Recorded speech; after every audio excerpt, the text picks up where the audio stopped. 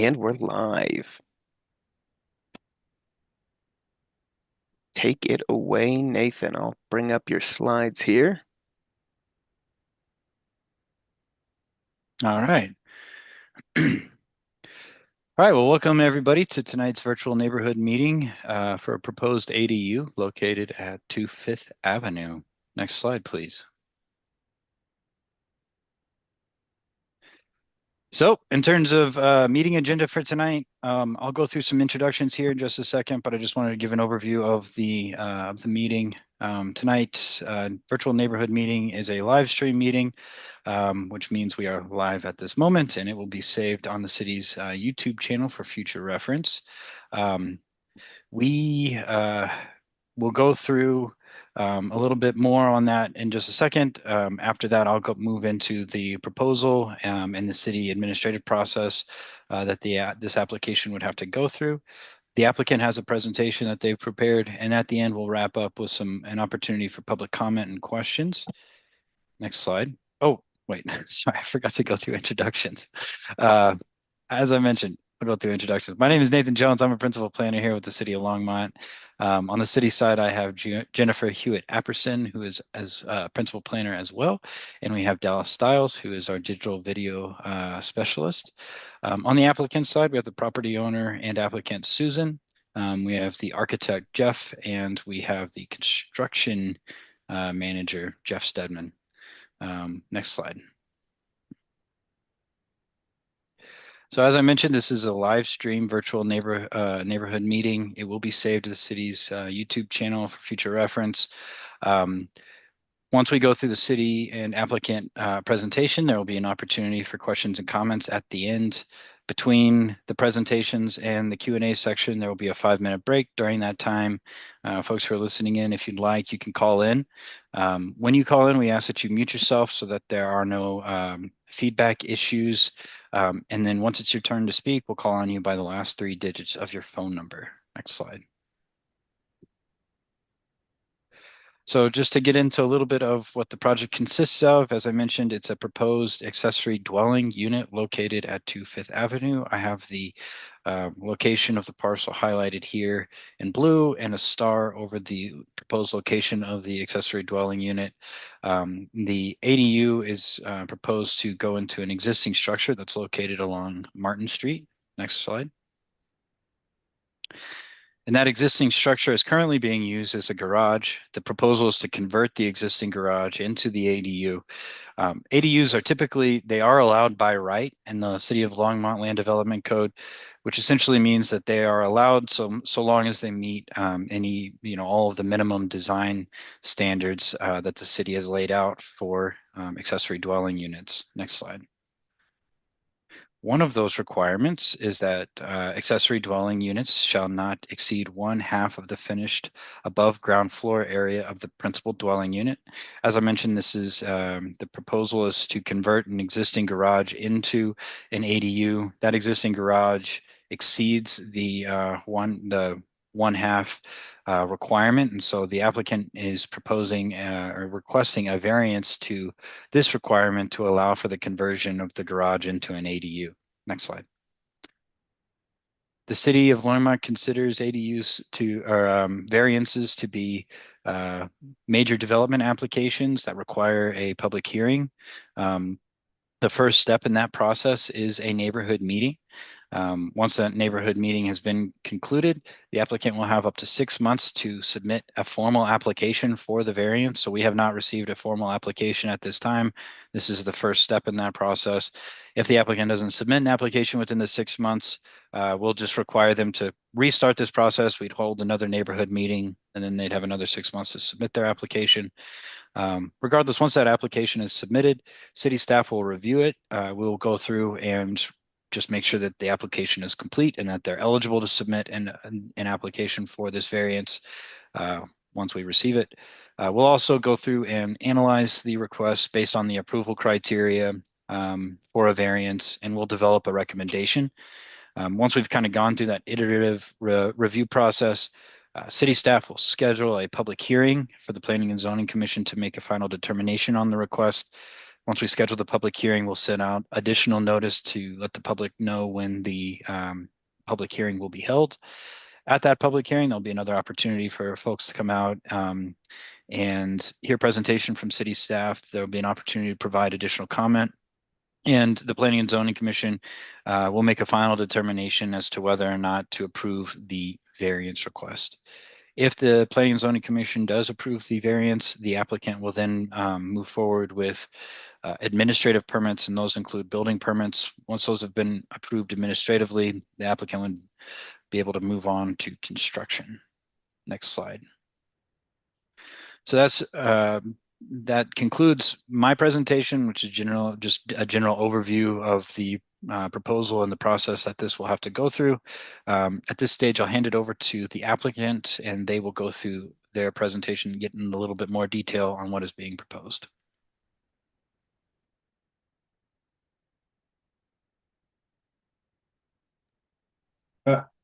And Jeff, I So think that's you. yeah, thank you. So my name is Jeff Van Sandbeck. I'm an architect at Lodestone Design Group. Our application here, as Nathan mentioned, is to convert the existing garage structure. On the site plan on the screen right now is oriented actually sideways, north is to the right. So in terms of the map Nathan showed a minute ago, the existing primary structure is the white box on the left, and the gray box on the right is where the garage structure is that we're planning to convert to an ADU. A few other minor improvements to that area to allow for trash enclosures and fencing and that sort of stuff, but overall, not a lot of changes on the site or on the exterior of the building. So if you go to the next slide. So this is the west side of the structure, the side facing Martin Street. Essentially, currently there's two overhead garage doors on this facade. We're going to fill those in, put a couple of windows in each one of those openings for light and air in the space, but high window sills for privacy for the occupants of the ADU. And then a window up high on the gable for light and character, I guess. The next slide is the north side of the building. It's a pretty blank facade. The property line's only 4 feet, 4.5 feet away from the structure. So nothing really to see on that side. Next slide is the south side of the building. So this is the side that looks back into the yard of the primary residence. The door on the right is actually to the west of the fence line. You can actually see the fence line there between the door and the window. So that is access from the driveway. And then the two windows on the left, both look into the shared or the primary residence yard.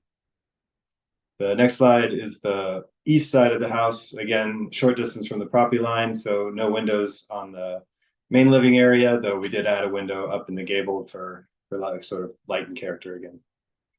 I think the final slide in the presentation is the floor plans and the sections through the building. I guess in case people are curious about how this is getting laid out, but essentially it's an efficiency apartment. Kitchen, dining, bed, all in one level, and bathroom on that same level. There is a stair to a loft. The ceiling in the loft is low enough that it's not actually habitable space, so we're not counting that as part of the unit. So overall, I mean, that's the approach that we've taken with the design, trying to kind of take a light hand on the impacts to the building on the exterior and use it as best we could given the limited square footage. Ironically, limited square footage is still too large to fit within the limitations of the ADU zoning, so we're asking for the variance. There was some discussion about alternative ways of meeting the requirements of the code, but none of them really made a lot of sense given that we're working within the existing structure. To carve out pieces of it or try to like tear off and reduce the size of the structure all would have just added cost and been much more impactful on the neighborhood than what we think we're proposing now. So in our opinion, this is the variance is actually the least impactful approach to allowing for this ADU use, which is again use by right. So we're hopeful that this can be approved. I'm always happy to answer questions, and I'm not sure if Susan wants to present anything with how she intends to use the property.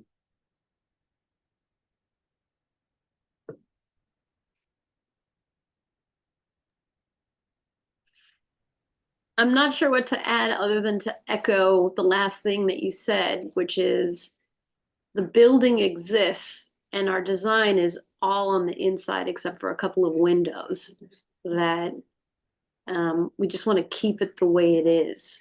And the main house is over 100 years old and it's small. It's actually a really small house. And the garage is just inadvertently large, but it's not really a large space. It's only seems large given the criteria. But I think the main thing is we want to change it the least amount possible and leave exactly the walls that exist. Okay. Thank you. All right. Well, thank you guys.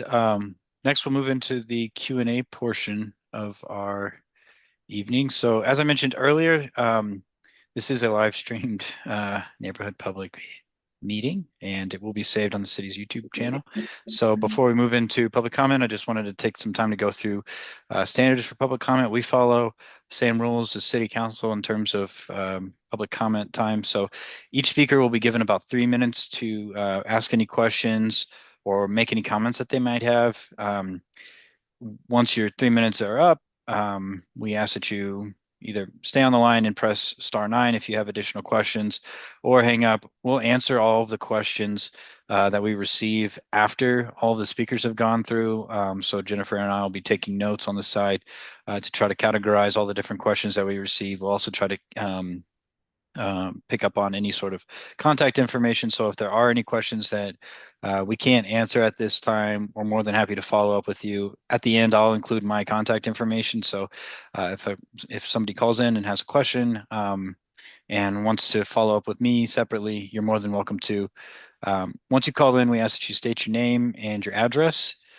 We ask that you keep your comments and questions related to this current proposal and that you be additive and not repetitive. If a speaker before you makes the same point as you want to make, just feel free to say, I agree with that earlier speaker. If you have something new to add, feel free to add to that as well. And then finally, we ask that everyone remain civil on the call. Next slide. All right, Dallas, I'll hand this slide over to you. Sure thing. If you are hoping to call in, now is the time. To do that, you're going to dial the number 1-888-788-0099. Once you do that, you're going to have to enter the meeting ID. That's 847-2056-4081. We're going to be taking callers for 5 minutes, and we will, I'll come back with instructions after that 5 minutes. Thanks.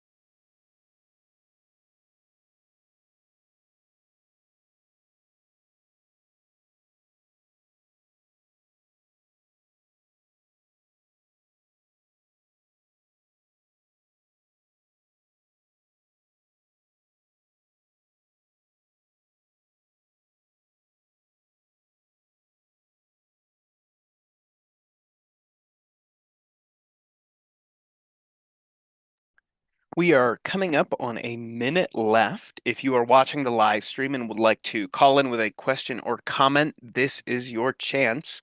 Again, that number is 1-888-788-0099. When you're prompted, enter the meeting ID 847-2056-4081.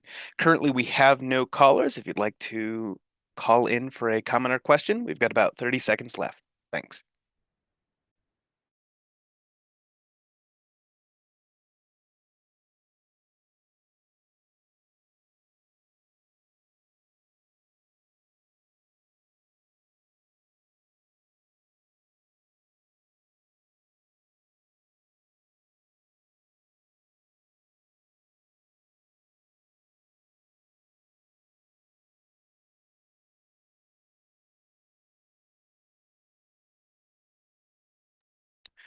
All right, Nathan, we have just come up on the 5 minute mark. Currently, there are no callers in our queue.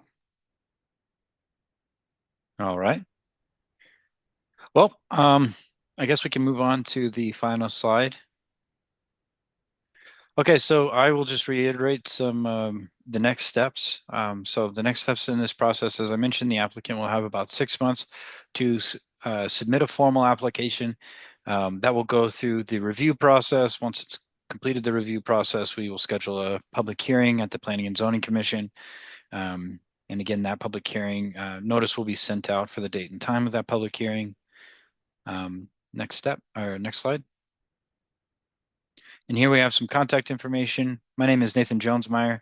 My email address is nathan.jonesmeyer@longmontcolorado.gov. My phone number is 303-774-3585.